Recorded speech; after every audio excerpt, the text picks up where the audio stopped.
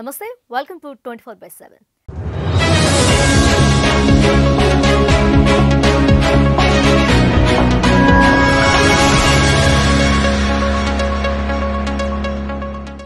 కేసీఆర్ కాదు పో అన్నాడు, చీ కొట్టాడు. ఆఖరుకు కేటీఆర్ మాట్లాడినా లాభం లేదు. కేటీఆర్ మధ్యలో వచ్చి కేసీఆర్ కు సదరు నేతకు మధ్య రాయబారం నడిపాడు. కానీ కేసీఆర్ మార్క్ ట్రీట్మెంట్ తో శబదం చేసి మరీ బయటకు వచ్చి ఇప్పుడు బీఆర్ఎస్ కు చుక్కలు చూపిస్తున్నాడు. సీఎం రేవంత్ వ్యూహాన్ని అమలు చేస్తూ బదులు తీర్చుకుంటున్నాడు. అవును, ఆయనే మంత్రి పొంగులేటి. ఖమ్మం జిల్లా బీఆర్ఎస్ గ్రూపు రాజకీయాలతో విసిగి కేసీఆర్ అవమానాలతో బయటకు వచ్చారు. నీ ఎమ్మెల్యేలను ఖమ్మం జిల్లా నుండి అసెంబ్లీ గేటు తాకనివ్వను అంటూ ప్రచారం చేశారు.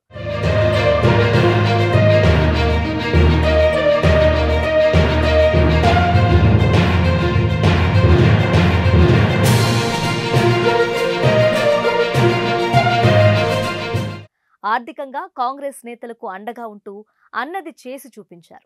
అంతటితో ఆగలేదు. రేవంత్ రెడ్డి సర్కార్లో బీఆర్ఎస్ కు నిద్రలేని రాత్రులు చూపిస్తున్నారు.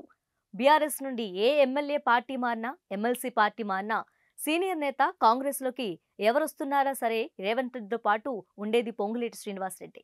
అవును, వ్యూహాలకు పక్కాగా అమలు చేసి బీఆర్ఎస్ కు తెలియకుండా జాగ్రత్త పడి నేతలతో సంప్రదింపులు చేసి పార్టీలో చేరే వరకు దగ్గరుంటున్నారు.